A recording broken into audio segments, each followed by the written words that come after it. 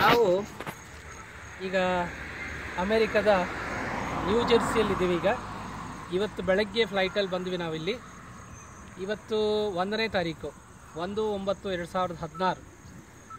2, 3, 4ನೇ ತಾರೀಕು ಈ ದೇಶದಲ್ಲಿ ಅಟ್ಲಾಂಟಿಕ್ ಸಿಟಿ ಅಂತ ಇದೆ ನ್ಯೂ ಜೆರ್ಸಿಯಲ್ಲಿ.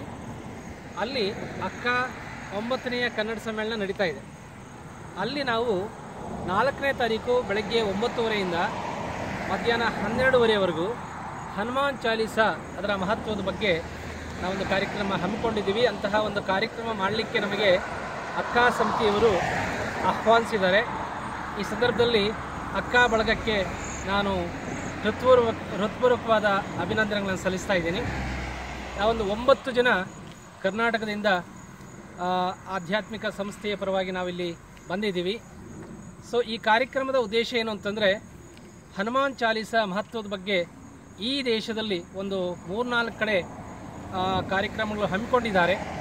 ಅಲ್ಲಿ ಹನುಮಾನ್ ಚಾಲೀಸ ಮಹತ್ವದ ಬಗ್ಗೆ ಹೇಳ್ತಾ, ಹಾಗೆ ಪ್ರವಾಸ, ಧ್ಯಾನ, ಅಧ್ಯಯನ, ಸುಂದರವಾದ ಪ್ರವಾಸಿ ಸ್ಥಾನಗಳನ್ನು ವೀಕ್ಷಣೆ ಮಾಡುವುದು, ಈ ಒಂದು ಉದ್ದೇಶ ಇಟ್ಕೊಂಡು ನಾವು ಅಮೇರಿಕ ಪ್ರವಾಸ ಕೈಗೊಂಡಿದ್ದೇವೆ.